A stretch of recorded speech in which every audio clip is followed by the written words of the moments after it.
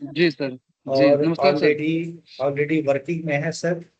ठीक है। जी तो ये तुम्हें जी बताएंगे कि मिनिमम स्टैंडर्ड क्या है जो फॉलो किया जाता है कार से, जी मॉल्स सर। वगैरह में, बिल्डिंग्स में क्या फॉलो किए जाते हैं।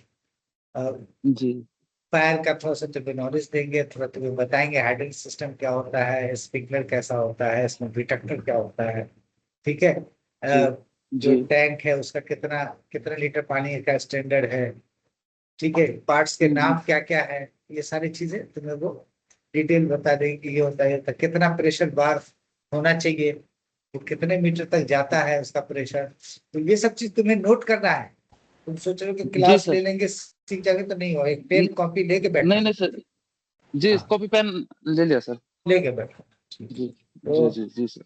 आवाज जा रही है हमको, आपको अभिषेक जी? जी जी सर, आ रही है, आ रही है, आ रही है। तो अब आप चाहे तो अपनी पीपीटी शेयर कर सकते हैं। अजय और जी, देन जी सर। आप क्या करते हो, क्या कर रखा है आपने? सर मैं अभी एचएससी में हूँ, गैलेक्सी में। ओके। जी सर। तो नहीं, आपने पूरा स्क्रीन शेयर कर दिया, पूरा नहीं करना है। हाँ ठीक है। जी यस। जी सर। Now okay. आज आप अभी अपना कैरियर फायर में जाना चाहते हैं? जी अभिषेक, सर। मैं ना और लड़कों को जोड़ रहा हूँ, तब तक आप इनसे सवाल जवाब कर सकते हैं। ठीक है। Okay sir. Then we will start. मैंने लिंक शेयर किया और भी लड़के जोड़ अभी दूंगा। आप फ्रेशर हो या एक्सपीरियंस होल्डर हो? सर एक्सप्रेस होल्डर हूँ, इसमें फायर में तो सर फ्रेशर हूँ। फायर में फ्रेशर हो, ईएचएस में एक्सपीरियंस होल्डर हो। जी सर। कितने ईयर का एक्सपीरियंस है आपको? सर मैं 2020 से तो सर गैलेक्सी में वर्किंग हूँ। और 2 साल का सर गैलेक्सी। एक्सपीरियंस मेरा सैमसंग सीएनटी का था। तो नीचे से नीचे में था सर। सैमसंग सीएनटी में कब था? नीचे में था पीएलसी सर। का बंदा। ठीक ठीक ठीक ठीक बोल रहा है बे, तेरे सीनियर है ये। अजय, तुम्हारे तुम जो ये जब चले गए तब तुम आए हो, इसलिए कह रहे हैं। अच्छा अच्छा। बताओ, ये तुम एक्चुअली अभिषेक, तुम यस सर। 2018-19 में थे, और ये लोग थे 20 वाले के बाद वाले बैच में, 20-21 में। ओके। अभी आप कहाँ पे वर्किंग हो अजय जी? सर मैं अभी यहाँ पर हूँ, गैलेक्सी चार मूर्ति पे हेड ऑफिस है सर। नोवेल्टी पे हमारा प्रोजेक्ट चल रहा है, नोवेल्टी स्ट्रीट के नाम से। नोवेल्टी स्ट्रीट के नाम से। जी सर। तो ईएचएस से फायर में क्यों शिफ्ट होना चाहते सर नॉलेज के लिए। हो? नॉलेज के लिए। जी आपने मुझे देखा है कभी? सर। आ, एक मिनट। नहीं देखा है। सर लग तो रहे देखे हुए से। ओके। जी मैं अपने बारे में बता देता हूँ। मैं भी पहले नीचे से ही पास आउट हूँ, और इससे पहले मैं सैमसंग जी में करता था। उसके बाद मैं 2 साल अब्रॉड भी रह चुका हूँ। करेंटली जी I am working with noble facility private limited as a assistant manager EHS. जी okay. Before that I was जी sir. Working with Yashobhoomi as a senior fire officer. जी सर। ओके। तो ओके सर। आज जो मैं पढ़ाऊंगा वो आपको स्लाइड्स दिखाने के लिए होंगे, बट मैं जो प्रैक्टिकली जी आपसे जो क्वेश्चन पूछा जाएगा at the time of interview, क्योंकि अगर आप ओके। स्टार्ट करोगे तो पहले तो आपको फायरमैन से स्टार्ट करना होगा, because you don't have a knowledge जी अबाउट फायर। तो आप फायरमैन से स्टार्ट करोगे तो मैं आपको इनिशियली बताऊंगा जो फायरमैन के लेवल पे पूछा जाता है। जी ठीक है। जी जी। और लोग हैं? ठीक है, तो स्टार्ट करते हैं। आप बताओ फायर किसे कहते हैं, what is fire?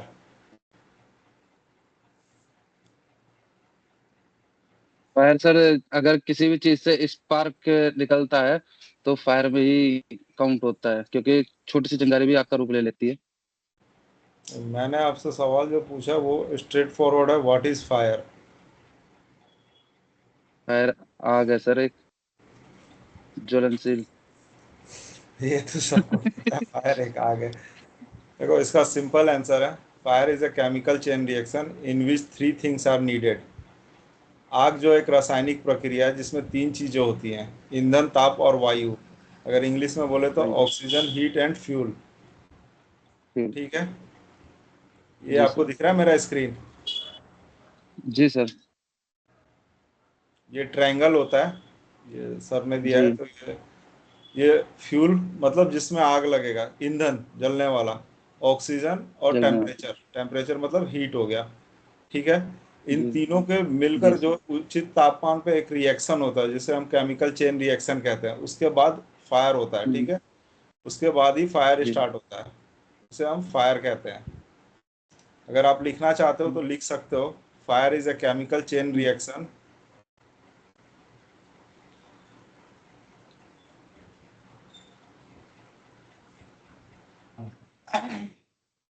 Ji. Fire is a chemical chain reaction in which 3 things are needed: oxygen, fuel, and temperature. Oxygen, Fuel heat, fuel, and temperature. Temperature. इसे हम फायर कहते हैं। अगर हिंदी में फायर बोले कहते तो हैं। आग एक रासायनिक प्रक्रिया है जिसमें 3 चीजें होती हैं, ईंधन, ताप और वायु। इनके उचित जी। मिश्रण से उचित तापमान पे जो उत्पन्न होता है उसे हम आग कहते हैं। ठीक है, आग कहते हैं। ये हिंदी जी हो सर। गया। अब हम बात करेंगे आग कितने प्रकार की होती है, क्लास ऑफ फायर जी। कितने तरीके के होते हैं। आग सर, हम्म, 3 प्रकार की। देखो जो ये स्लाइड आप देख रहे हो, जी। इसमें है ना ए, बी, सी, डी। अभी जो ये जी। सी है, इसमें इलेक्ट्रिक जी। दिखा रखा है बट ये इलेक्ट्रिक होता नहीं है। जी। अभी आप जी। नोट कर लो, class A, class A. Class B, class B. Class C, class C. Class D class D. और क्लास एफ। Class F. हाँ, ए जो होता है वो सॉलिड फायर होता है, जिसके जलने के बाद सॉलिड। कोई भी चीज राख के रूप में बचे ना, अवशेष, हम्म। उसको हम जी। क्लास ए में डिफाइन करते हैं। जी। जिसमें राख अवशेष बचेगा वो क्लास ए में डिफाइंड होगा। अगर आप पेपर जलाओगे तो राख बचता है। ठीक है, लकड़ी जी। जलेगा, प्लास्टिक जलेगा, गत्ता जलेगा, कुछ भी सॉलिड आइटम जलेगा तो उसमें राख बचेगा, अवशेष। राख ऑक्सीजन। हाँ, तो वो क्लास ए में डिफाइंड होगा। अब अगर हम बात जी। करें, आप जैसा भी बोल रहे थे इलेक्ट्रिसिटी की, तो इलेक्ट्रिसिटी जी। जब स्टार्ट होगा, इग्नाइट होगा, तो उस समय क्या जलता है? पहला कवर जलेगा, स्पार्क होता है सर एक। इंसुलेशन, कवर इंसुलेशन जलेगा। जलेगा जी। वायर का। तो वो जी। जी। सॉलिड है जी। तो वो क्लास ए में ही आएगा। और उसके बाद वो जलाएगा किस चीज को? प्लास्टिक को जलाएगा, लकड़ी को जलाएगा, प्लास्टिक। कपड़े को जलाएगा, यही सब चीज को जलाएगा। जी। तो वो क्लास ए में आएगा। ठीक है, अब क्लास बी की बात जी। करें तो लिक्विड फायर होता है, ज्वलनशील लिक्विड, फ्लेमेबल लिक्विड जी। मतलब। ठीक है, इसमें फ्लेमेबल। क्या क्या आता है? पेट्रोल, सर, फ्लेमेबल लिक्विड क्या होता है? पेट्रोल हो गया सर, पेट्रोल, डीजल हो गया। पेट्रोल, डीजल, जी। केरोसिन, अल्कोहल, जी। स्प्रिट, थिनर, इनर। पेंट, ये सब फ्लेमेबल लिक्विड आता है। Liquid, flammable. जी। हाँ, तो ये सब क्लास बी में आएगा आपका। जी। ठीक है, जी सर। अब क्लास सी फ्लेमेबल गैस होता है। क्या होता है फ्लेमेबल गैस? क्या होगा? फ्लेम। एलपीजी हो फ्लेम। गया, सीएनजी हो गया। हाँ जी, very good. LPG, CNG, ethane, methane, ये जो भी गैस है जो फ्लेमेबल होगा वो क्लास सी डिफाइंड होगा। जी। ठीक है। क्लास डी मेटल फायर होता है। Metal fire. हाँ, किसी भी मेटल को जब एक्सट्रैक्शन करने के दौरान जो आग लग जाए, अपने आप आग लग जाए उसमें, जैसे एल्युमिनियम, बॉक्साइड, इस सब में आग जो लगता है वो मेटल फायर होता है, जो आपको जल्दी इंडस्ट्रीज में देखने को नहीं मिलता है। हो गया। क्या बोल रहे हो आप? और आपका आवाज कट रही है आपकी।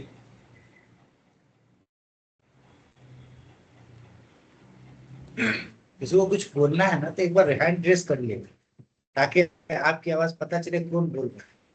ठीक है, अभी कोई शायद बोल रहे थे, उनकी आवाज नहीं आई, तो एमडी कंटिन्यू फरहान रहिए जी आप। बोल रहे थे। फरहान कुछ बोल रहे थे, तुम्हारा नेटवर्क नहीं है, तब नेटवर्क में आके पूछ लीजिएगा, हैंड रेस करके पूछ लीजिएगा। ठीक है, चलिए कंटिन्यू। तो डी जो होता है मेटल फायर होता है। अब आता है जी के। जी। के जो होता है किचन फायर होता है। किचन में क्या जलेगा आपके हिसाब से? किस चीज में आग लगेगी?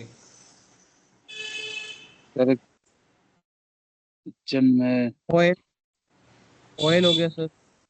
ऑयल हो गया, तो ऑयल तो हम बी में भी कंसीडर कर रहे हैं ना, हम फ्लेमेबल लिक्विड कह रहे हैं, तो ऑयल तो फ्लेमेबल लिक्विड अगर हम कंसीडर करेंगे तो वो क्लास बी में आ जाएगा। फूड का जो ऑयल होता है वो। होता तो है, ठीक है, बट वो है तो लिक्विड। देखो ये मेरे साथ फ्लेवर। भी हुआ, मुझे भी लोग यही कहते थे, फिर मैंने उनको बताया, बहुत लोग कहते हैं कि के कोई क्लास नहीं होता है, but as per NBC 2016 class के एक फायर डिफाइंड है, किचन फायर। इसमें जलता क्या है? तो फैट। अगर आप किसी भी चीज़ का फैट होगा, जैसे आप मीट मछली कुछ भी बनाते हो उसमें फैट होता है, वो फैट जब बर्न होता है ना तो वो बहुत जल्दी एक्सपोज होता है। हम साधारण भाषा में उसको तेल कह देते हैं कि तेल में आग लगा जी, लेकिन वो जलता फैट है, और कुकिंग मटेरियल जलेगा आपका, फूड आइटम जलेगा। जी जी। वो क्लास के में डिफाइंड किया गया, बिल्कुल सेपरेट उसको रखा गया। ठीक है।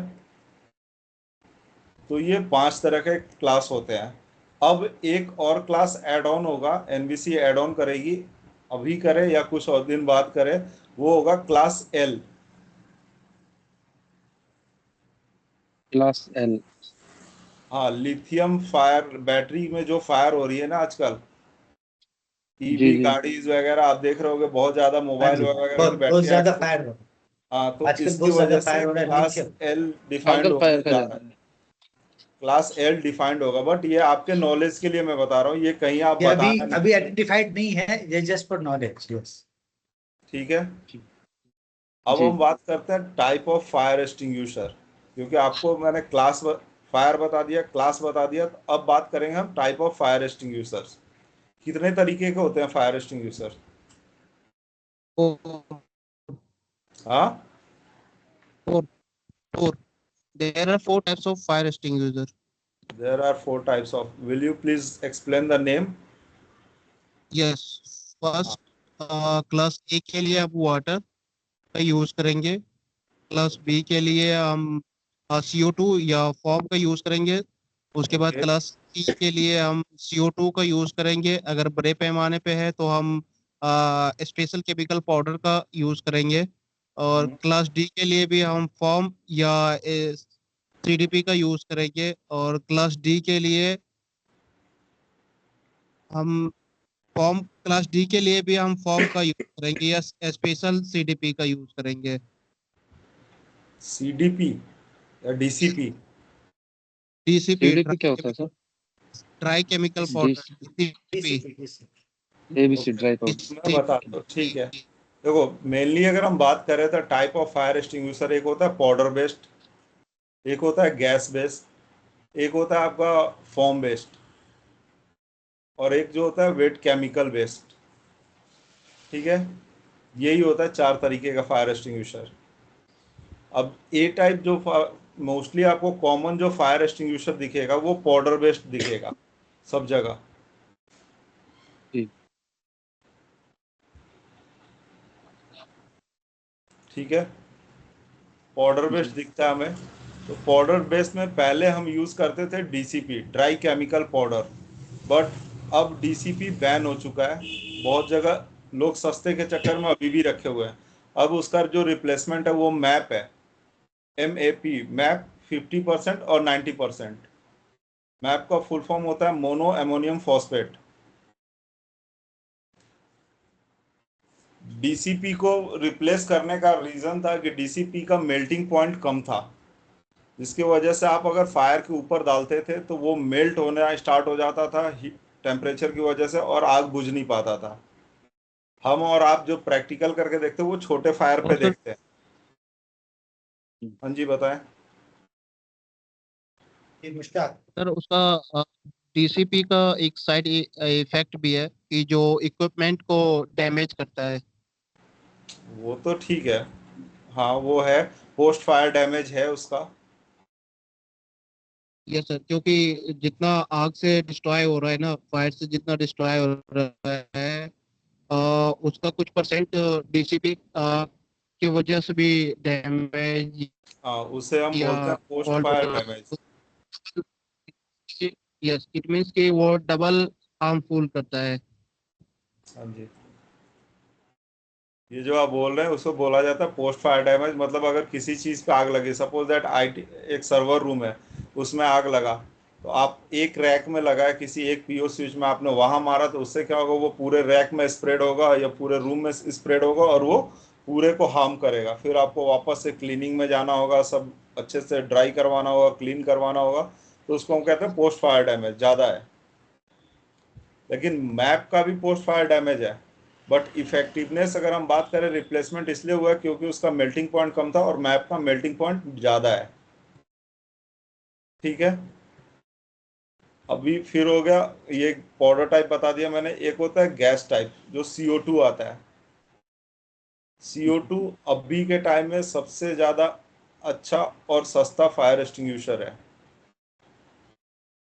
इफेक्टिवनेस उसका बहुत अच्छा है, बट उसमें रिस्क ये है कि वो -30 डिग्री पे डिस्चार्ज होता है। स्टोर प्रेशर जो उसका प्रेशर होता है अंदर, वो 250 बार होता है। ठीक है, अगर हम क्लास के हिसाब से बात करें तो A क्लास पे आप फायर एक्सटिंग्विशर यूज कर सकते हो पाउडर टाइप। जी इसको जी। भी नोट करना, आप नोट कर सकते हो। क्लास A के लिए सबसे बेस्ट जो होता है वो पाउडर टाइप फायर एक्सटिंग्विशर होता है। But powder type fire extinguisher को आप कोशिश करना कभी भी इनक्लोज्ड एरिया में मत चलाना,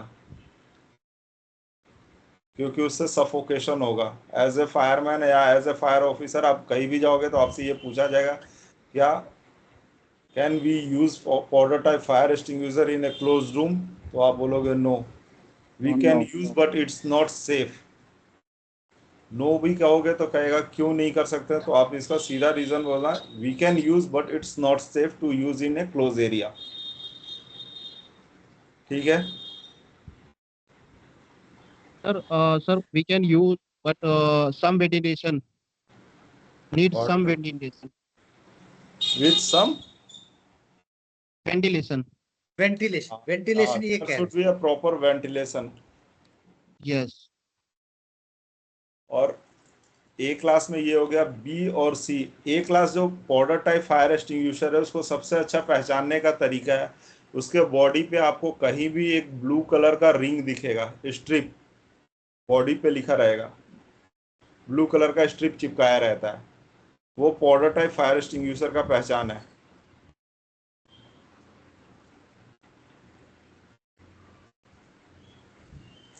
ठीक है, अब बी क्लास के लिए आप यूज कर सकते हो CO2। बी और सी पे उस पे CO2। लिखा भी रहता है, बी और सी, वो गैस टाइप फायर एक्सटिंग्विशर हो गया।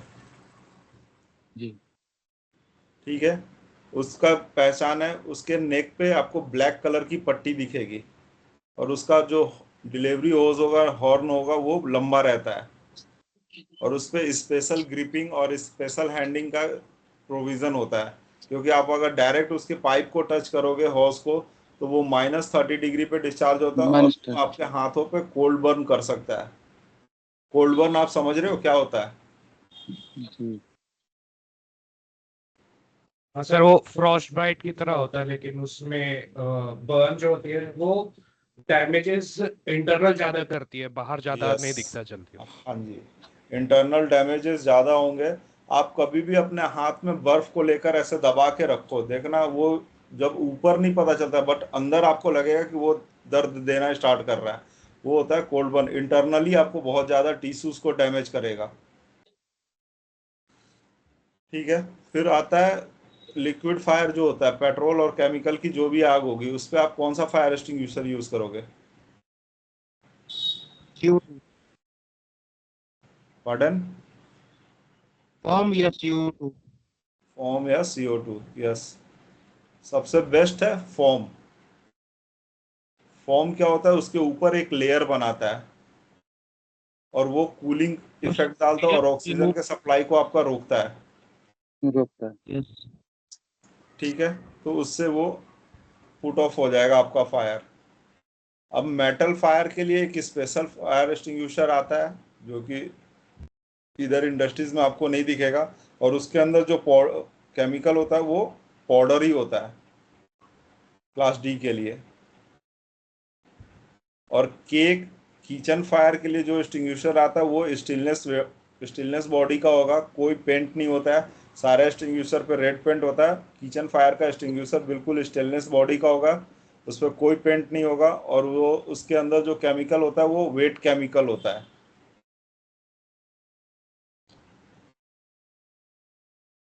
और 3 मेथड होते हैं किसी भी फायर को पुट ऑफ करने के लिए: smothering, starvation and cooling.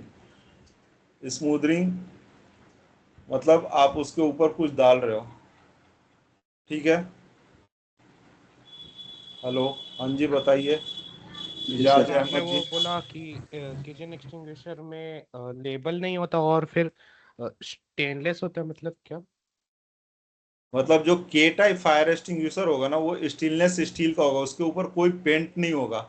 Label मैंने बोला ही नहीं है, पेंट नहीं होगा। जैसे बाकी फायर एक्सटिंग्विशर रेड कलर का पेंट होता है ना, रेड। वो रेड कलर का पेंट नहीं होता, वो स्टेनलेस स्टील का होगा।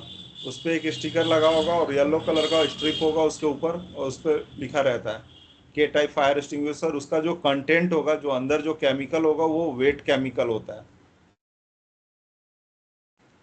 इससे क्या है कि अगर आप किसी फूड आइटम पे डालते भी हो तो वो उतना खराब नहीं करता फूड आइटम को।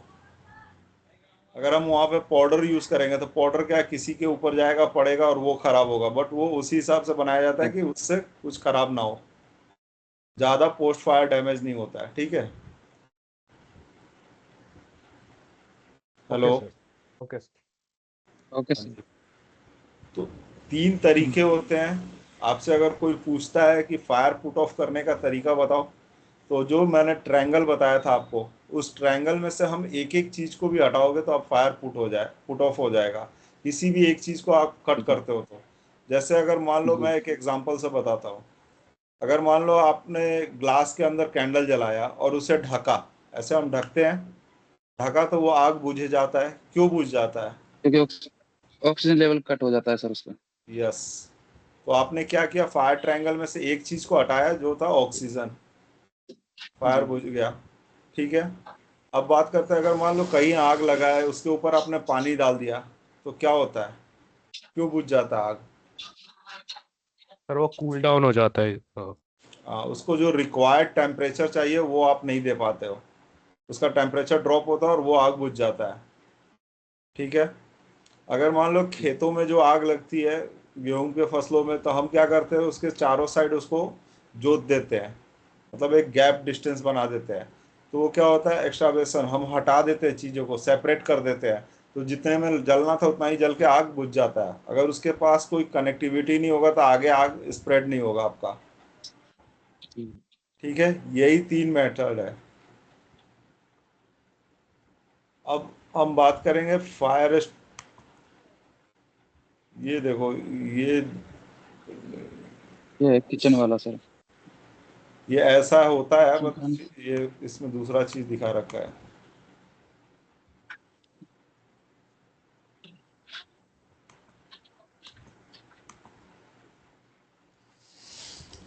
फायर एक्सटिंग्विशर यूज करने का जो मेथड होता है वो ये होता है, PASS, pull the pin, aim the base of fire, squeeze the handle, sweep side to side. ठीक है। सर इसका बेसिक मतलब क्या होता है? पुल द पिन, उसमें एक सेफ्टी पिन इंटैग होता है, यहाँ दिखाया था, मैं दिखाता हूँ आपको। पिन को खींचो, पुल द पिन, जो पिन होते पिन को निकालो, इम लो ऑफ द फायरबेसन फ्लेम, इसका जहाँ पे हमारा है हाउ टू यूज। ये यहाँ पे पास है, ये पिन होता है, पास है, इसके ऊपर जाओ, इसके ऊपर जाओ, पास है। ये पिन होता है, ठीक है। यहाँ पे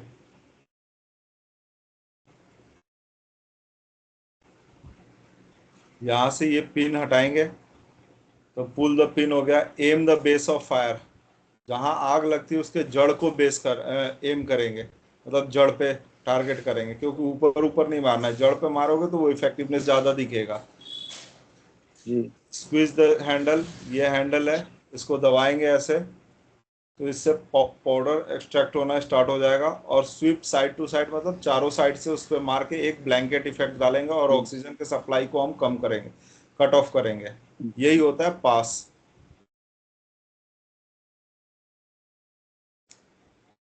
अब आपसे जो पूछा जाएगा इंटरव्यू के दौरान, ये पूछा जाता है कि फायर अलार्म सिस्टम कितने तरीके के होते हैं।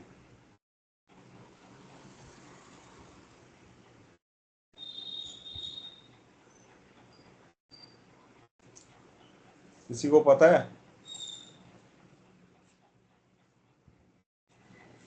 Hello. No no sir. Sir.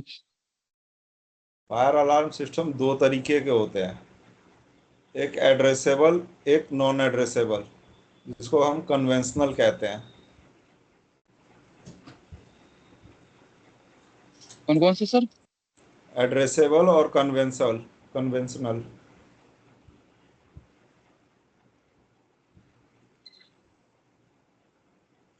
चलो अभी इसी को कंप्लीट कर देते हैं।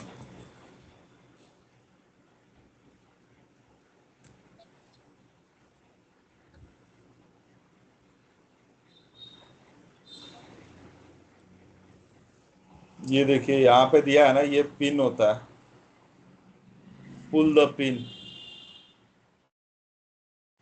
जी ये पिन निकालना है। M the base of fire, मतलब ये जड़ पे आपको टारगेट करना है।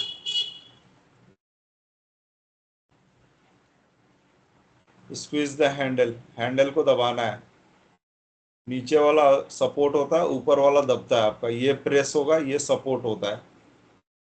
जी और sweep side to side, it means चारों साइड से आपको इसके ऊपर डालना है, फायर के बेस पे। जी सर।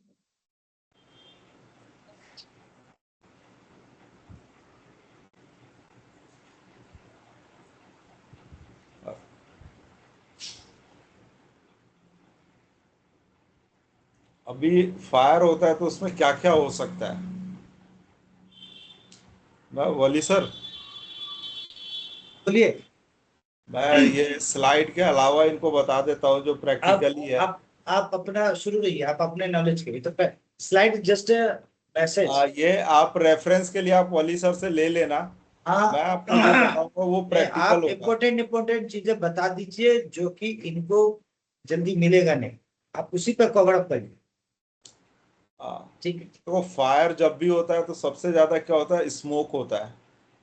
लोग उस समय पैनिक होते हैं, पैनिक होने की वजह से सबसे ज्यादा इंसिडेंट एक्सीडेंट होता है। तो एज ए फायरमैन या एज ए फायर ऑफिसर या एज ए फायर सुपरवाइजर आप कहीं भी ज्वाइन करते हो, आपको सबसे पहले अपनी टीम को ये ब्रीफ करना है कि पैनिक नहीं होना है। ठीक है, फायर हुआ, हो गया, चलो वो इंसिडेंट था, हो गया, इसको आप और हम रोक नहीं सकते हैं, इंसिडेंट हर समय रोका नहीं जा सकता, हो गया। तो आपको उसके बाद क्या करना है, पैनिक नहीं होना है, आपको इवैक्यूएट नियरेस्ट एग्जिट रूट पता होना चाहिए, कहाँ से आप एग्जिट करोगे। ठीक है, अगर स्मोक होता है तो प्रैक्टिकली क्या होता है, स्मोक होगा तो विजिबिलिटी जीरो हो जाता है, आपका विजिबल नहीं होता है कुछ भी चीज। तो आप क्रोल डाउन करोगे या ले डाउन होकर जब देखोगे तो आपका विजिबिलिटी क्लियर आपको दिखेगा। ठीक है, समझ में आ रहा है आपको? स्क्रॉल जी सर। डाउन या ले डाउन का मतलब नीचे लेट करके, जैसे आप नीचे ऐसे क्रॉलिंग झुक करते हैं ना, कर जैसे बच्चा स्क्रॉलिंग जो करते हैं क्रॉलिंग करता है। तो आप जी देखोगे तो बिल्कुल आपको विजिबिलिटी क्लियर होगा, आप उस समय जा सकते हो। दूसरा, आप अगर आपको लग रहा है आप कहीं ऐसे जगह फंस गए हो जहां आप कुछ नहीं कर पा रहे हो, तो एटलीस्ट आपके पास जो भी कपड़ा है उससे आप अपना फेस कवर करोगे, मास्क की तरह नोज और माउथ को कवर करोगे, सो दैट आप थोड़ा ज्यादा सस्टेन कर पाओगे, रेदर देन अगर आपका फेस ओपन होगा तो आप ज्यादा अमाउंट में CO2 को इनहेल करोगे और आपका सस्टेनेबिलिटी जल्दी खत्म हो जाएगा। अगर आप उसको कवर अप करते हो किसी चीज से तो आप एक लेयर रखोगे जिससे आप इनहेल बहुत कम कर पाओगे, कम मात्रा में, और आप थोड़ी देर ज्यादा सस्टेन कर पाओगे। अगर आपको पता है कि आपके नियर बाई वाटर है तो वो आप वाटर लेके अगर स्प्रेड करोगे, फेंकोगे ऐसे, तो वो धुआं हट जाता है, स्मोक स्प्रेड हो जाएगा, फिर आप निकल सकते हो। अगर फायर होता है तो आपको कभी भी बिल्डिंग के बाहर निकलना है, ये नहीं कि कंपाउंड के बाहर निकल जाना है, क्योंकि फायर होने के बाद हेड काउंट होता है असेंबली एरिया में, तभी तो आप बता पाओगे कि हाँ मेरा एक टीम मेंबर वहां फंसा है या कोई एक फंसा है। मिनट। जी ठीक है, जी सर।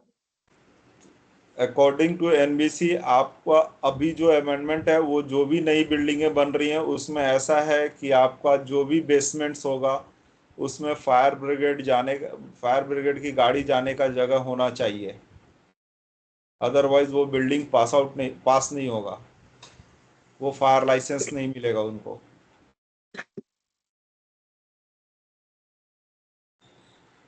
अभी हम बात करते हैं कितने तरीके के फायर अलार्म सिस्टम होते हैं, कितने तरीके के होते हैं। दो दो तरह तरीके के तो के सर। सर। हाँ, कौन कौन से? सस्टेनेबल हमने तो और सर 5 तरह का देखा हूँ। फिर से fire alarm conventional system, address. किसने बोला 5 यस तरीके के? There addressable and conventional. Addressable में क्या होता है, एक प्रॉपर एड्रेस आता है। सपोज दैट मान लो आज फायर हुआ किसी 4th फ्लोर पे, तो उस पे आएगा 4th फ्लोर, MD केबिन में के रूम में हुआ तो MD room, device number 39, loop number 4, ये प्रॉपर एड्रेस लिख कर आएगा, इससे हम बोलते हैं एड्रेसेबल। अगर कन्वेंशनल की बात करें तो कन्वेंशनल में क्या होता है, वो जोन में डिवाइड होता है, जोन वाइज वो लिख कर आएगा कि जोन नंबर इतना, लूप नंबर इतने में फायर हो गया। अब उस जोन में 30 या 40 डिवाइस हैं तो आपको 40 देखना पड़ेगा। ठीक है, ये मेजर डिफरेंस है। अब जो कंपनी प्रीफर कर रही है वो ज़्यादातर एड्रेसेबल प्रीफर कर रही है, लेकिन आज भी जैसे मॉल्स वगैरह हैं, जो पुराने मॉल्स हैं, उसमें कन्वेंशनल यूज़ होता है। रेसिडेंशियल बिल्डिंग में ज़्यादातर कन्वेंशनल यूज़ होता है।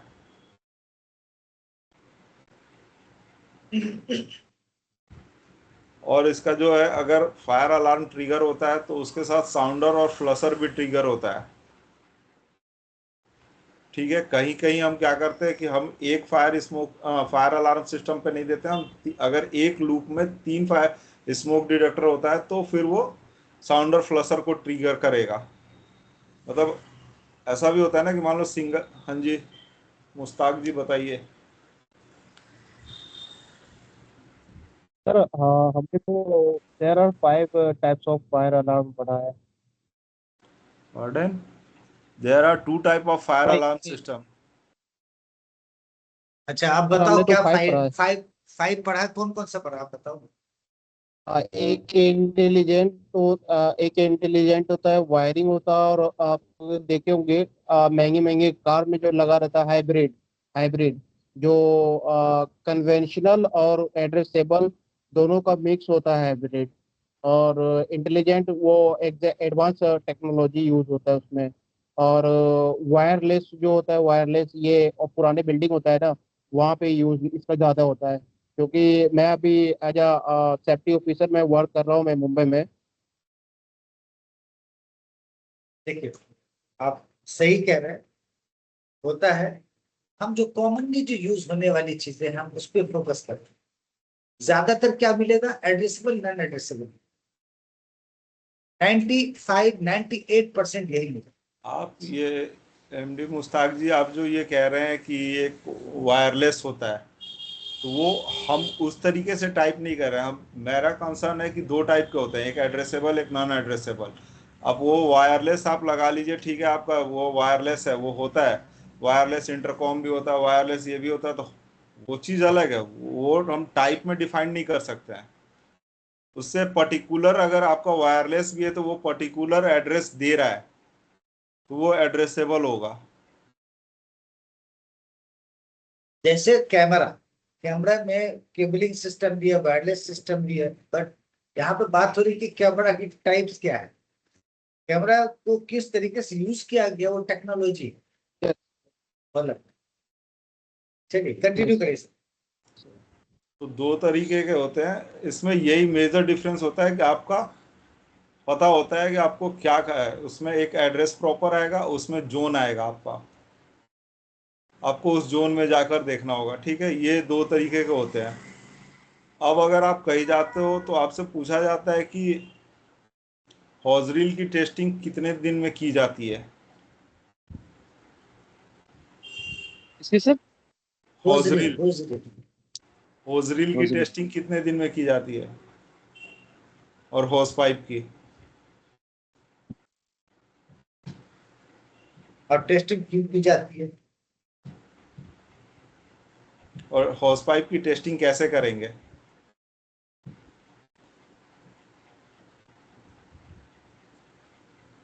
कोई बताएगा हॉस पाइप की टेस्टिंग कैसे करेंगे?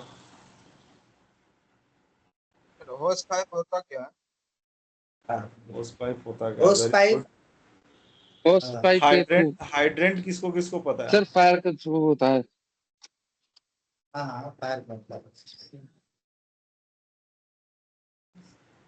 सर हाइड्रेंट तो वो होता है जिसमें से पानी निकलती है, और हाइड्रेंट से जो पाइप जोड़ते हैं जिसमें पानी फ्लो होता है, वो हॉस पाइप वाइप हो गया। दिखा रहा हूँ, ये आप सर देख एक रहे हैं, लाइन में है सर। ये दिख ये रहा है, रहा सर, ये है हॉस पाइप। जी ये हॉजरील है, ये हॉजरील है। होस रील है। जी। होस पाइप बॉक्स कैबिनेट के अंदर है। ये हॉजरील है, ठीक है। इसका टेस्टिंग हम साल में 2 बार करते हैं। ये इसका जब भी टेस्टिंग करते हैं तो इसमें तो आगे सटअप नोजल होता है, आप यहाँ से वाल्व खोलोगे और सटअप नोजल बंद करोगे, आपको लीकेज पता चल जाएगा, लीकेज है तो डैमेज है, अदरवाइज ये सही है। और हॉस पाइप की फोटो में देखता हूँ,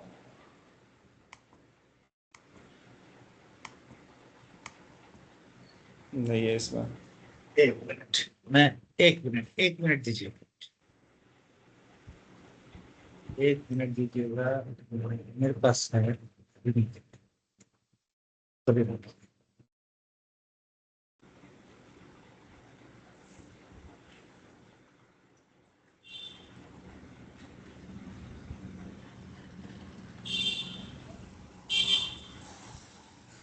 मैं शेयर कर देता हूँ 1 मिनट के लिए, फिर आप कर दीजिए, है ना। हाँ जी सर।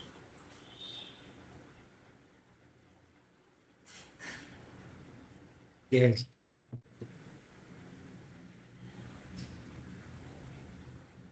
दिख रहा है, ये जो है ना इसके अंदर होस रील है, ये होस रील है, ये होस पाइप आप है ना। इसी को रहने देना। ये हॉस पाइप है, इसका टेस्टिंग हम करते हैं साल में 2 बार, मतलब हर 6 मंथ पे करेंगे ड्यूरेशन पे। इसका टेस्टिंग का जो तरीका, आगे में एक मल्टीपर्पज ब्रांच आता है, आप इसको लैंडिंग वॉल में लगाओगे यहाँ पर, और आप इसका टेस्टिंग करोगे। मतलब मल्टीपर्पज ब्रांच जो है, हैंड कंट्रोल ब्रांच भी कहते हैं, उसको बंद करोगे। अगर इससे लीकेज है तो ये डैमेज है, अदरवाइज आप इसको यूज़ कर सकते हो। इसका जो लेंथ होता है वो 15 मीटर होता है, और ये एक हॉर्स हॉस पाइप का कैबिनेट सर? के। हाँ जी, हॉस पाइप का सर? हाँ जी, हॉर्स पाइप का 15 मीटर, ये दोनों मिला के 30 मीटर हो जाता है। सर दोनों मतलब पाइप प्लस रील? नहीं, ये दोनों, ये दो दो दो हॉस hose पाइप pipe रखे रहते हैं। एक कैबिनेट के अंदर जो एसेसरीज होगा वो दो हॉस पाइप, एक ये शॉर्ट ब्रांच नोजल ये रखा रहेगा, जी और एक जी फायरमैन एक्स।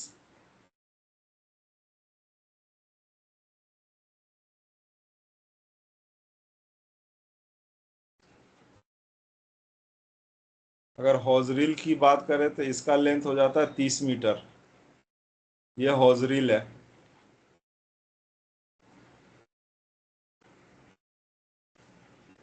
ये देखिए इसमें है ना, एक हॉजरील, दो हॉस पाइप, ये रहा फायरमैन एक्स, ये फायर एक्सटिंग्विशर। अभी इसका नाम जो अभी रिसेंटली दे रहे हैं वो FHA दे देते हैं, कहीं पे FHE दे देते हैं, फायर हाउस कैबिनेट FHC भी जी देते हैं। अब इसके ये अंदर ऐसा ही बन रहा प्रेशर गेज है। वगैरह सब इसको भी डिफाइन कर सकते ये प्रेशर गेज रहता है, इससे पता चलता है आपका लाइन का क्या प्रेशर है।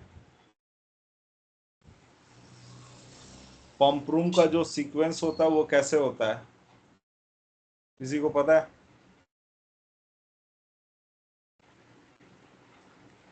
Hello. No sir. No sir no. Pump room में जो देखिए, पंप जो मेनली होता है, अगर ये जैसे आपका हाइड्रेंट लाइन है, ये जो भी ये है, ये मेन लाइन जो है ये हाइड्रेंट लाइन होता है। ठीक है, इसी से हॉजरील हॉज ये लैंडिंग वॉल दोनों कनेक्ट होता है। अगर मान लो इसका प्रेशर ड्रॉप होगा तो ऑटोमेटिक कमांड जाएगा सबसे पहले जॉकी पे आपका। सपोज दैट आपकी बिल्डिंग का प्रेशर 9 kg है। अगर ये 9 kg से है तो हम सेट करते हैं जॉकी को 7 kg पे, ऑटो स्टार्ट हो जाएगा। अगर ये 7 पे आता है तो जॉकी पे फर्स्ट कमांड जाएगा। अगर ये आपने पानी निकाला या ऑटोमेटिकली ड्रॉप हुआ तो ये 7 kg पे जॉकी पे फर्स्ट कमांड जाएगा, जॉकी ऑटो में स्टार्ट होगा आपका। ठीक है, जैसे ही ये 9 kg पहुंचेगा जॉकी कट ऑफ हो जाएगा, मतलब बंद हो जाएगा। अगर सपोज दैट मान लो कहीं फायर हुआ, आपने रैंडमली यहाँ भी खोल दिया, इस हाउस को भी खोल दिया, अगर इसका LPM जो है लीटर पर मिनट ये देता है, 300 लीटर देगा पानी। अगर इसके बीच में कुछ नहीं लगाओगे आप, हॉस पाइप वगैरह नहीं, तो अगर एक लैंडिंग वॉल से 1 मिनट में 300 लीटर पानी आप ले सकते हो। तो अगर मान लो हम हॉस पाइप कनेक्ट करते हैं तो इसको 200 से 250 लीटर निकलता है। तो अगर आप निकाल रहे हो तो दोनों जगह से निकालना स्टार्ट करोगे तो प्रेशर जल्दी ड्रॉप होगा, तो क्या होगा, फिर आपका मेन पंप स्टार्ट होगा, हाइड्रेंट पंप जिसको कहते हैं। ठीक है, वो स्टार्ट होता है। तो पंप रूम में सीक्वेंस ऐसे होता है, आपका पहले होता है जॉकी, फिर आपके मेन पास पंप। इसकी वीडियो है तो, और आपके पास सिस्टम में है, आप उसको लगा दीजिएगा तो दिखा देंगे, आप शेयर कर दीजिए। उसमें हमने डायग्राम में दे रखा है। ओके।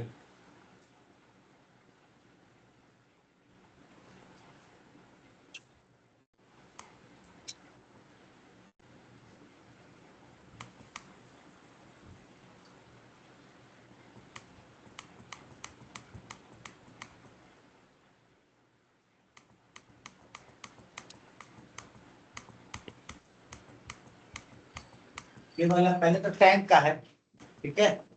एक टैंक का है, टैंक कितने लीटर का होना चाहिए, टैंक कहाँ होना चाहिए, टैंक के बारे में, टैंक का क्या साइज विड्थ होना चाहिए, कब टैंक को क्लीन करते हैं टैंक को। ठीक है, ये उसका था। तो मैं शेयर करता हूँ, आपसे मैं शेयर कर लेता हूँ तो इसके ऊपर रिव्यू करेंगे।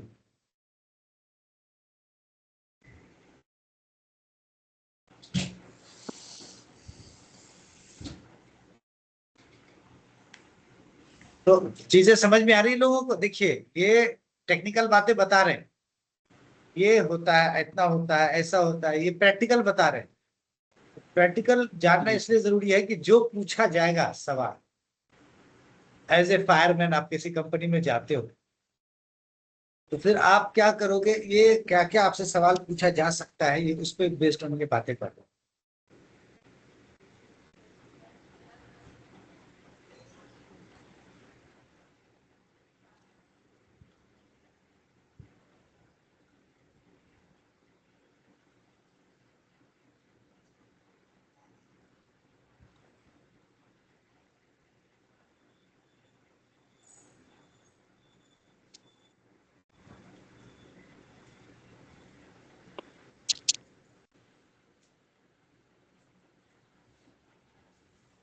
आइए, ये है हमारा, सबसे पहले टैंक की बात करते हैं। चलिए टैंक, पहले तो ये कि सबसे पहले as per NBC rules evacuation plan भी इम्पोर्टेंट पार्ट, वो हाँ, होना है ना।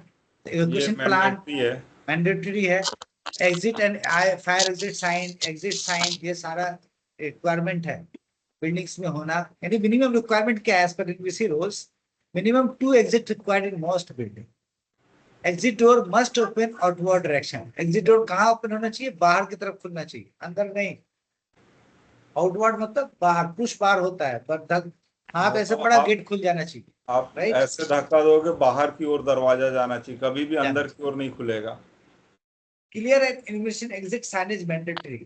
क्लियर साइनेज आप पता चला साइनेज लगा है, उसके ऊपर कोई गर्द है, धूल है, या फिर वो दिख नहीं रहा है, या अगर आपने इमरजेंसी लाइट लगा रखी है, दिस इज नॉट वर्किंग, तो इमरजेंसी लाइट वगैरह प्रॉपर होंगे। Stair must be fire resistant. Stair जो होना चाहिए वो फायर रेसिस्टेंट होना चाहिए। इट मीन्स लोहे का या फिर स्टील का, कई बार कोई लकड़ी का लगा देते हैं, लकड़ी का ना कवर अक्सर लगता है, लकड़ी के स्टेयर लगाते हैं, तो वो उसके बारे में कहा गया है, फायर रेसिस्टेंट होना चाहिए। Escape route must be free from obstruction. जो एस्केप रूट है, ये ना संजय के दूर कौन सा आग लग रहा है, कहीं कहीं पर डाल दो यार, तो ऐसा नहीं है। इमरजेंसी के लिए escape route always be clear. तो सबसे पहला पॉइंट तो ये हो गया, एज ए फायर पर्सन आपको क्या चेक करना है। ये 4 चीजें हैं, 5 चीजें, इन पे आप ध्यान दीजिएगा। क्लियर है? इवैक्यूएशन रूट, जी sir. Exit and fire exit sign exit sign, emergency lights, है ना। स्टेयर केस जी of without any obstruction, access must be free from obstruction। यानी कि कोई मटेरियल पता चला आज कोई माल आया, 2 घंटे के लिए भी रख देते हैं यहाँ पे, उठा कर रख देंगे, तो दिस इज नॉट एक्सेप्टेबल, कहने का मतलब ये। जी तो पहला तो ये एज पर रूल आता है। दूसरा आता है पंप की रिक्वायरमेंट क्या होगी। तो इसके अंदर से बता रहे थे ना कि पंप होता है कि पहले डेडिकेटेड फायर वाटर टैंक होना चाहिए। सबसे पहले एक वाटर टैंक स्पेसिफिक होना चाहिए। जी बताइए इस पर थोड़ा सा आप भी। अभी जो एज पर एनबीसी है, आपके बिल्डिंग में जो भी कॉमर्शियल बिल्डिंग होगी, उसमें जो भी पानी आएगा सबसे पहले वो फायर टैंक को फिल करेगा। इसके अलावा आप पहले किसी और टैंक को फिल नहीं कर सकते। ये एज पर एनबीसी अभी है। पहला फायर टैंक फिल होगा, उसके बाद जाके वो डोमेस्टिक उसका ओवरफ्लो जो है वो डोमेस्टिक टैंक को फिल करेगा। ठीक है। डेडिकेटेड फायर टैंक मतलब अगर आपका एक सेपरेट फायर टैंक होना चाहिए, उससे आप कॉमर्शियल यूज़ के लिए नहीं ले सकते हो, मतलब बाकी यूज़ के लिए नहीं ले सकते हो, वॉशरूम में दे दें इसलिए नहीं दे सकते। रिस्ट्रिक्शन होता है, फायर टैंक का वाटर और फायर लाइन का वाटर कोई भी यूज़ नहीं कर सकता। एज ए आप फायर ऑफिसर फायरमैन मना कर सकते हो किसी को भी, वो नहीं ले सकता विदाउट योर परमिशन।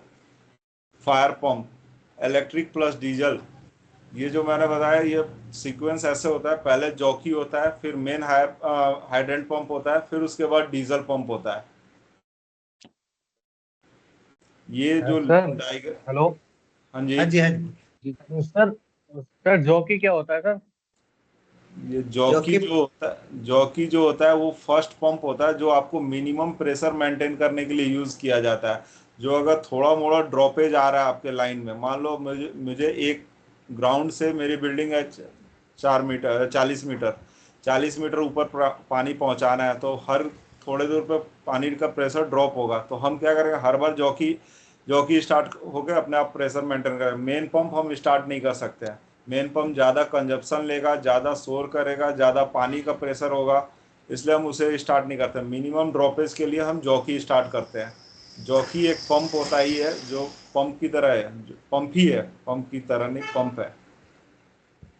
अब भी इसमें it's kind of motor, it's a जो कि काइंड ऑफ, जहां भी थोड़ा सा कवरेज, जहां भी थोड़ा यहाँ लिखा वीकनेस भी होता है। हुआ है jockey pump for pressure maintenance, मतलब इसमें आपका जो भी थोड़ा मोड़ा प्रेशर होता है वो मेंटेन किया जाता है।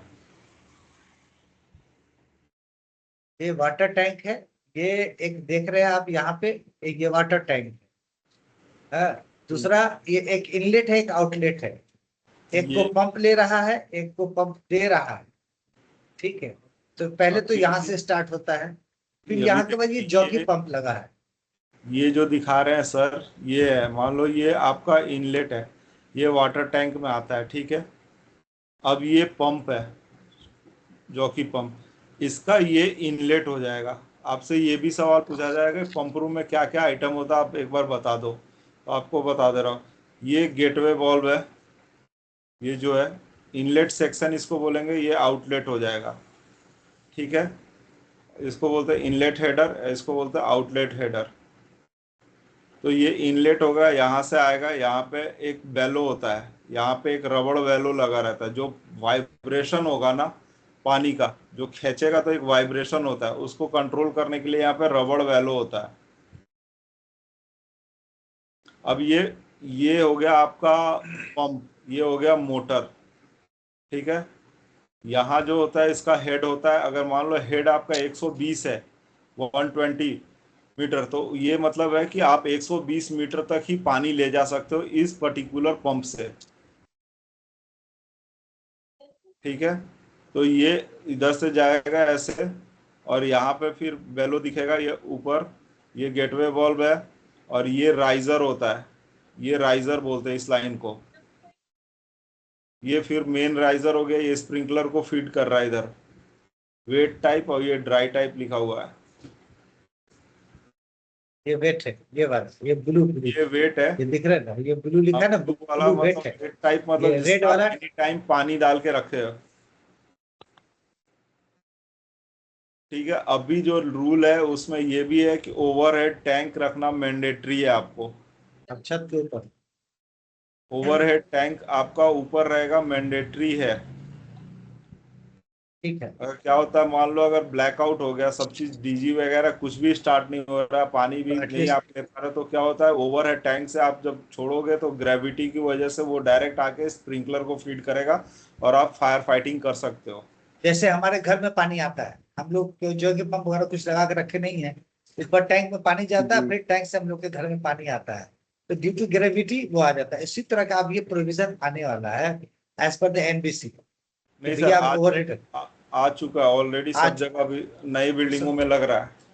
ठीक है, आ चुका सर बस उसमें थोड़ा प्रेशर कम होगा। हाँ, प्रेशर कम हो प्रेशर जाएगा, क्योंकि पर।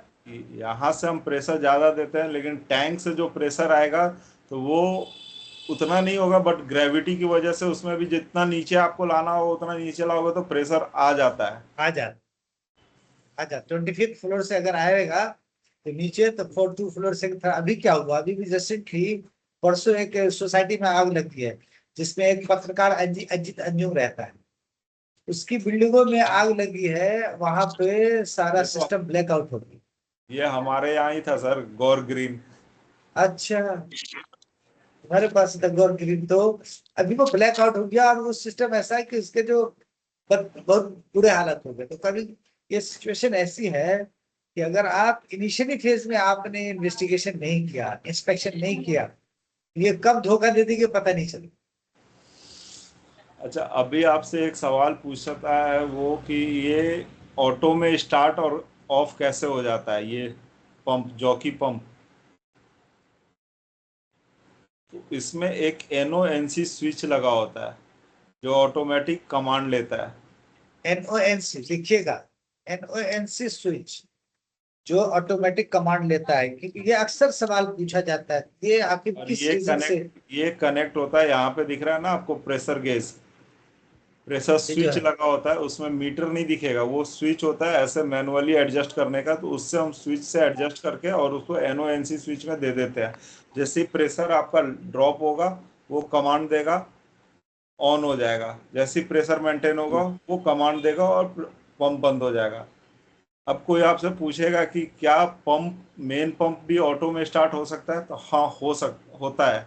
मेन पंप ऑटो में स्टार्ट होता है, बट ऑटो में ऑफ नहीं होता है, बंद करना पड़ेगा। आपको मैनुअली बंद करना पड़ेगा, जी ठीक है। देखो, मेन पंप में जी प्रेशर ज्यादा आएगा, प्रेशर ज्यादा आएगा तो फिर क्या होगा, प्रेशर से पाइप फटने के चांसेस हो जाते हैं। तो जब इसीलिए मेन पंप कब स्टार्ट होता है, जब कोई डिजास्टर होता है, जब कोई इंसिडेंट होता है, तो उस टाइम जब यूज करते हैं आपको प्रेशर कांस्टेंट चाहिए। जब कांस्टेंट प्रेशर चाहिए तब मेन पंप आपको सपोर्ट करता है कांस्टेंट प्रेशर देने के लिए, ताकि हल्के फुल्के प्रेशर के लिए मेन पंप की जरूरत है। इसीलिए अल्टरनेट के लिए सबसे पहला जो है जॉकी पंप यूज होता है। अल्टरनेट सोर्स, मान लिया प्रेशर ज्यादा चाहिए, 4 से 5 चाहिए कांस्टेंट कंटिन्यूअसली, तब दैट टाइम हम मेन पंप हमारा एक्टिव होता है, और मेन पंप एक्टिव होता है वो हमें कंटिन्यू प्रेशर देता है, जिसके वजह से हम किसी भी फायर पे कंट्रोल पा देते हैं। ठीक है, मैक्सिमम जो थ्रो है वाटर का वो 30 मीटर्स 30 मीटर्स मैक्सिमम थ्रो कितना है वाटर का एक नोजल। सपोज 15 मीटर का, तो 15 मीटर का तो आपका ये हो गया, ये आपका होस रील हो गया। और अगर 25 मीटर हाइट पे मारेंगे तो क्या एक्सेप्टेबल है? नहीं है। नहीं। उसका थ्रो कितना है, मैक्सिमम थ्रो कितना है, मतलब प्रेशर कितना रहता है, कितना जा सकता है, कितना फुट, 15 फुट, 20 फुट, 25 फुट? हाँ, सर ये मीटर। डिपेंड करता है, वो डिपेंड करता है आपके लाइन का प्रेशर सर कितना है, डिपेंड करता है और जो शॉर्ट ब्रांच नोजल है उसका साइज क्या है। राइट राइट, मान लिया 8 डाया का है तो चला जाएगा, 4 डाया का है तो कम जाएगा, यही कहना चाह रहे हैं ना? लाइन का साइज क्या है, ठीक में लाइन का पाइप का साइज क्या है,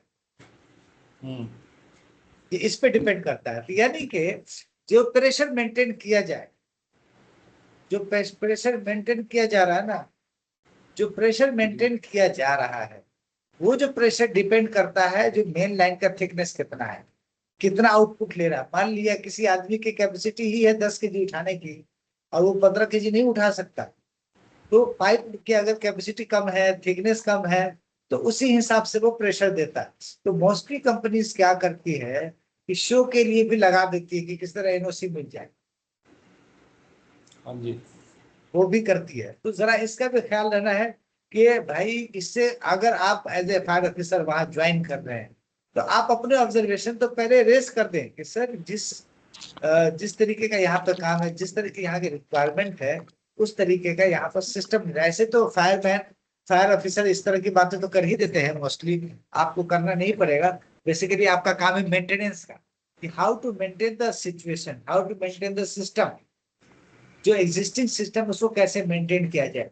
जैसे इन्होंने बताया कि होस रील को एवरी 6 मंथ पे क्लीन करते हैं, उसका प्रेशर मेंटेन रखते हैं, जॉकी पंप वगैरह उसके बारे में बता दीजिए, जॉकी पंप मेंटेनेंस बता दीजिए, मेंटेनेंस क्या क्या करना हो।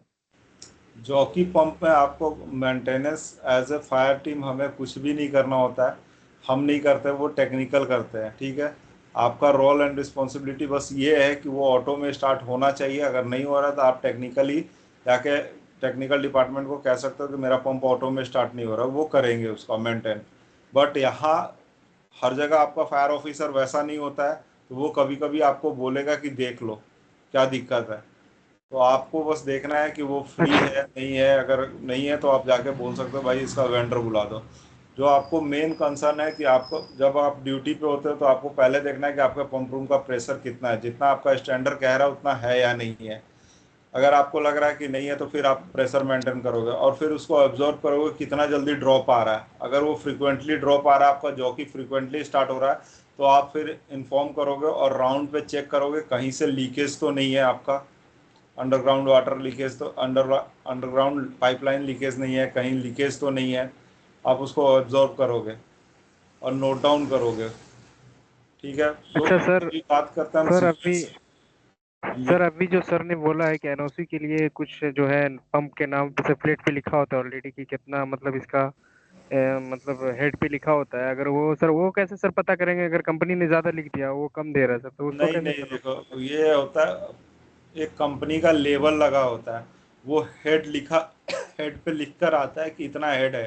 जैसे जो मेरे यहाँ लगा हुआ है तो उस पर लिखा हुआ है 140 मीटर, मतलब हम 140 मीटर तक हम पानी ले जा सकते हैं इस पाइप से, इस पंप से पर्टिकुलरली। ठीक है, तो वो पंप पे लिखा रहता है, वो उसके साथ कोई छेड़खानी नहीं कर सकता है। वो इंग्रिप्टेड आता है, उस पर खुदा हुआ रहता है। ज्यादातर जो प्रेशर बार जो मेंटेन किया जाता है किसी भी सिस्टम में, तो डिपेंड करता है उसकी थिकनेस।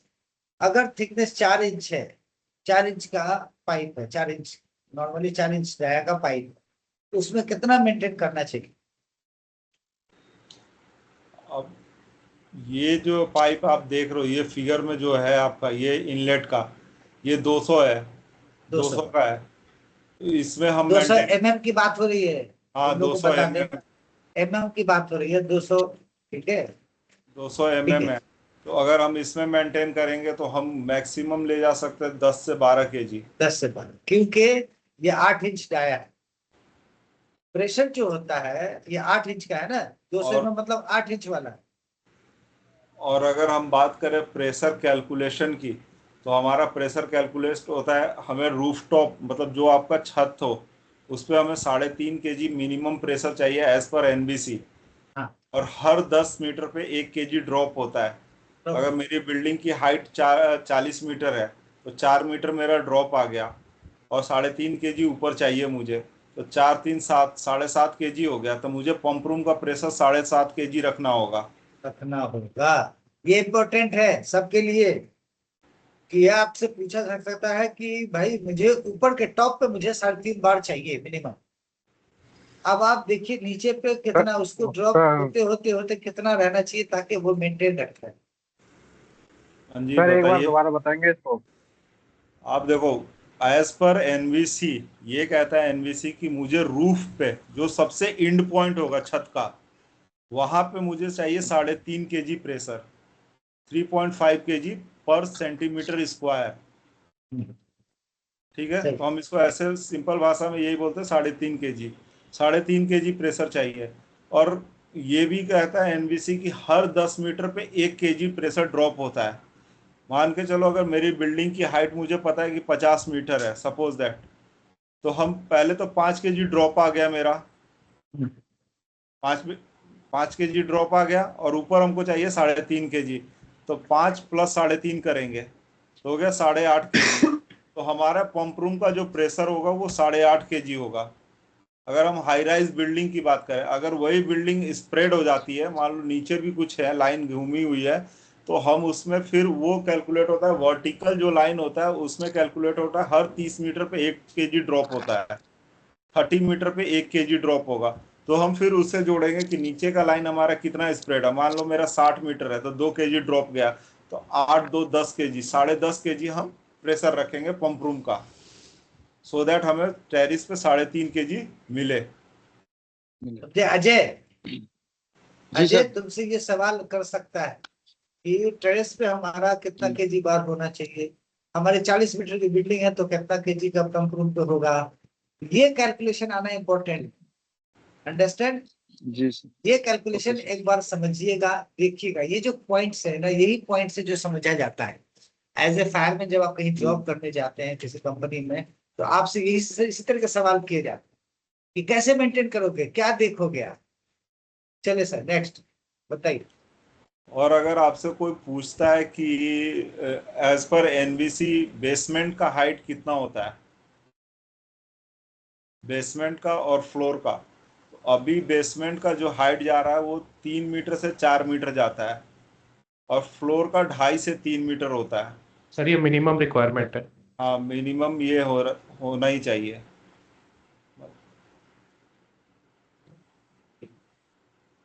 इससे ज़्यादा नहीं, मैक्सिमम है ये, इससे ज़्यादा आप फ्लोर नहीं उठा सकते हो, हाई राइज बिल्डिंग की बात कर रहा हूँ मैं।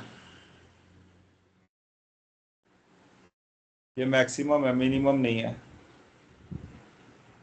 अगर आपको फिर कोई पूछेगा कि वाटर कर्टेन कैसे काम करता है, एक पंप अभी जो नया आया है वो वाटर कर्टेन भी आता है, हर पंप रूम में लगा होता है, कहीं नहीं भी लगा होता है। वाटर कर्टेन जो होता है वो आपका स्प्रिंकलर लाइन से अटैच होता है। वाटर कर्टन समझते हैं? कर्टेन का हाँ सर मतलब वो समझ में आ रहा है? पर्दा। पर्दा, पानी का यहाँ से आगे पर्दा। नहीं जाने देगा। पानी का पर्दा से क्या मतलब है कि आपको उधर से हीट इधर नहीं आने देगा, फ्लेम इधर नहीं आने देगा, आप उसके अंदर सेफ हो। ठीक है, अगर मैं इस रूम की बात करूं जहां मैं बैठा हूं, तो एक लाइन पीछे से ऐसे चलेगा पर्दा का, एक इस साइड से, एक इस साइड से, एक आगे से, मतलब चारों साइड से मैं सेफ हूं। अगर पीछे मेरा दीवार है तो पीछे साइड नहीं रहेगा, आगे से सेफ करेगा, 3 साइड से मुझे सेफ करेगा। ये वाटर कर्टन होता है, स्प्रिंकलर लाइन से अटैच होता है, और उसमें deluge valve important role play करता है।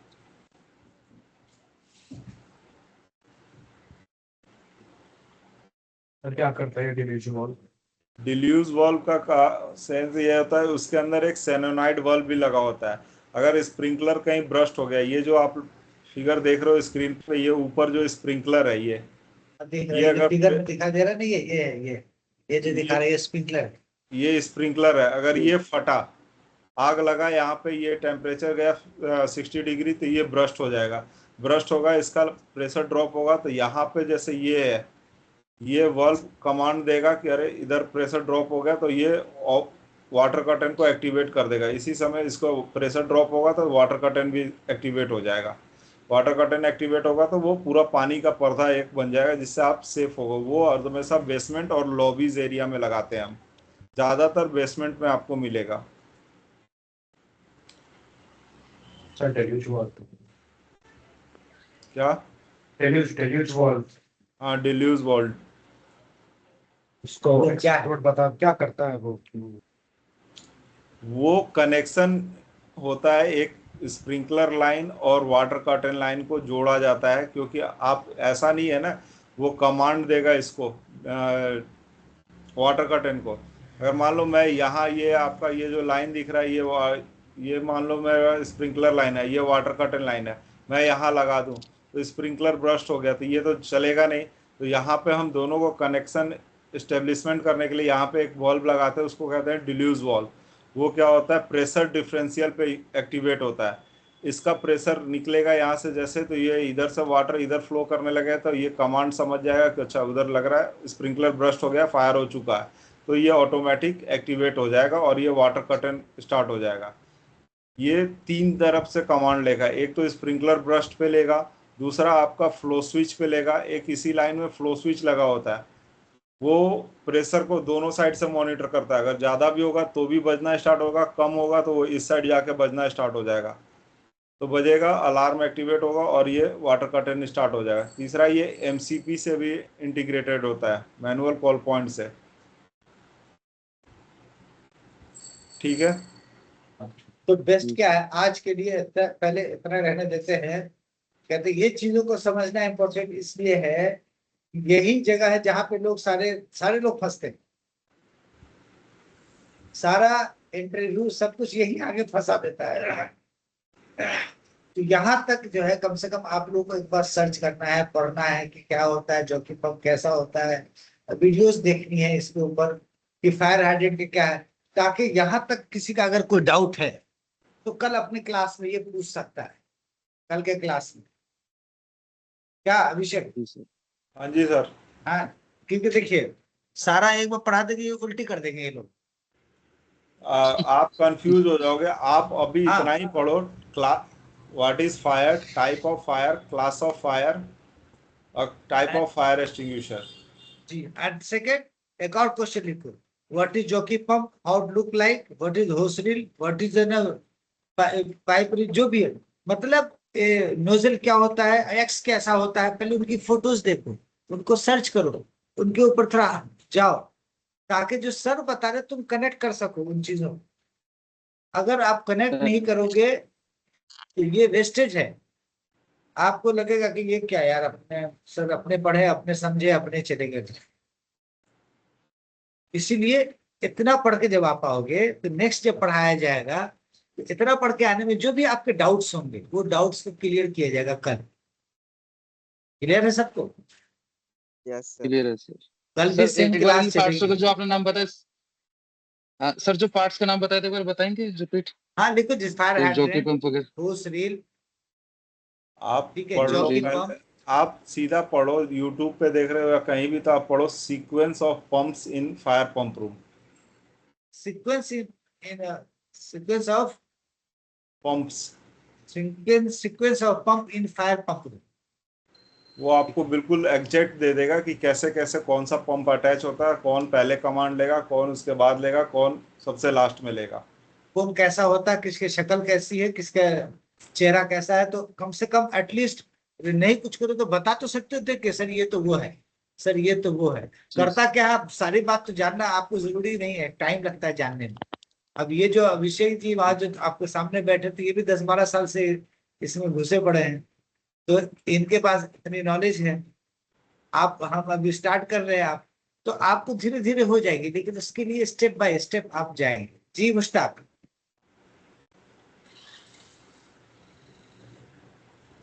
सर क्या जी। बोला था आपने, sequence of in fire room? हाँ sequence of pumps in fire pump room. ठीक है। तो आप अब देखिए, अब जो बहुत सारी चीजें हैं, अगर आपने लिखी होगी पेन कॉपी से तो आपके कई सवाल होंगे, डेल्यूज क्या होता है, ये क्या होता है, वो क्या होता है। तो वो पता चला कि हम आगे चले गए, तुम वहीं के वहीं खड़े हो, तुम रास्ता भटके हुए हो, पता नहीं चल रहा किधर जाना है। तो इसीलिए एक दिन अपने एक्सरसाइज करिए। सर अभी 2-3 दिन क्लास ले लेंगे, आज कल परसों, है ना अभिषेक? हाँ जी सर। 3 दिन सर की छुट्टी है, तो सर 3 दिन तुम्हारे लिए दे देंगे। इस 3 दिन में इस फायर को इतना अच्छे से समझ जाना है कि दोबारा फायर पढ़ने की जरूरत ना पड़े। अब आप देखो कैसे अपने आप को उसमें इन्वॉल्व कर दो। ठीक है, आज के लिए इतना जी इसलिए है सर। कि ओवर ना हो जाए। क्या अजय? जी सर। ठीक है ना बेटा, तुम्हारे लिए ही ज्यादा ओके। जरूरत है क्या एक्चुअली अभिषेक, अजय को कहीं जॉब जॉब है फायर में, तो अजय अजय की ये रिक्वेस्ट है कि सर मुझे पढ़ाइए। अजय को मैं करवा दूंगा, डीएलएफ में भिजवा देता हूँ। जी मेरे को सर। भी हाँ फर्स्ट सुनो सुनो, आया था। सुनो सर जी, से जुड़े हुए हैं। सागर, मेरे पास जॉब है फायरमैन की। जी कोई सर। अगर कोई भी इंटरेस्टेड है फायरमैन के लिए तो बताएगा, ये पहले पढ़ ले अच्छे से, ये 3 दिन का क्लास कर ले, वो बहुत अच्छा फायरमैन हो जाएगा, डीएलएफ में जॉब हो जाएगी। तो हमारे पास ठीक है जॉब भी सर। है, अभी आई हुई है। तो आप लोग अपनी तैयारी करके अपना अगर सिस्टम रेडी कर लोगे इस 3 दिन में अच्छे से, तो बस इंटरव्यू देके फिनिश। इंटरव्यू में यही तो पूछा जाएगा, वही चीज देखो, आपको बताई जा रही इंटरव्यू है। में मेन चेक किया जाता है आपका नॉलेज, दूसरा आपका हाँ कॉन्फिडेंट, हाँ, आप कितने कॉन्फिडेंट हो। बस ठीक है। आपको 10 मिनट के ठीक है सर। अंदर वो क्या जज करेगा, तो यही जज करेगा जी कि sir. How much you are confident, कितना आप कॉन्फिडेंट है और क्या नॉलेज आपके पास है। एटलीस्ट मिनिमम रिक्वायरमेंट की तो नॉलेज होनी चाहिए। आप छोड़ो मेंटेनेंस का, ये था उसका। तो ये अपने पास जॉब है अवेलेबल, आप लोग इसको करें और इसको प्रिपेयर करिए। फिर मैं, जो लोग भी प्रिपेयर हो जाएंगे, सर एक बार इंटरव्यू ले लेंगे। अगर आप सर के बाद इस पे क्वेश्चन आयर पे आपने आंसर दे दिया तो आपको डीएलएफ भेज दिया जाएगा, वहां पे जॉब है, मिल जाएगी। ठीक है, ओके ओके सर, तो आज थैंक यू के लिए सर। इतना काफी है। See you tomorrow at same time 8:30 we will start. हम लेट देर नहीं करेंगे, इसलिए आप लोग अपने टाइम पर रहिए। ठीक है अजय? Okay sir. चलो ठीक है take sir, care, bye thank you bye. Sir. ठीक है अभिषेक, बाबा मिलते सर। हैं कल। थैंक बाबा sir. Thank you sir, thank you. थोड़ा सा इन बच्चों को समझा बुझा दो, है कि नहीं, बच्चे अपने ही हैं। ठीक है जी। जी सर। ठीक है सर। ठीक है, तो देखो बहुत सारे छोटे छोटे पॉइंट को ये सर ना एक्सपर्ट है 12-13 साल से, और ये जी डीएलएफ वगैरह में फायर पोजीशन पे या यशोभूमि में, मतलब अच्छे अच्छे ब्रांड ब्रांड जगह पे ये ऑलरेडी फायर ऑफिसर है। तो मैंने इसलिए इनसे रिक्वेस्ट जी किया कि आप क्लास ले लो। इत्तेफाक से ये हमारे भी स्टूडेंट ही है, लेकिन आज ही मैं इनको सर इसलिए कर रहा हूँ कि भाई सर है, आज क्लास ले रहे हैं, ये हमारा स्टूडेंट ही है, ये जी भी हमने इनको ही पढ़ाया है। आज ये एक्सपर्ट हो गया फायर में, तो मैंने कहा यार हमारे बच्चों को थोड़ा सा तुम बताओ लड़कों के, इनको कैसे क्या करना चाहिए, मिनिमम क्या है। वैकेंसी भी अपने पास है, 2 आई हुई है टीएलएफ की। तो आप लोग अच्छा से करोगे तो हम सीवी पे आगे फॉरवर्ड कर देंगे, मैटर नहीं करता, क्या दिक्कत है। ठीक है, तो मिलते हैं जी कल। जी जितनी सर। चीजें बताई गई है सबको ढूंढिएगा, देखिएगा यूट्यूब पे, नोट्स बनाइएगा, बहुत इंपॉर्टेंट। जी ठीक है, जी चलिए sir. Take care, bye bye, okay see sir. You, good night, see you ठीक टुमारो। है, नमस्कार सर। चलो नमस्कार।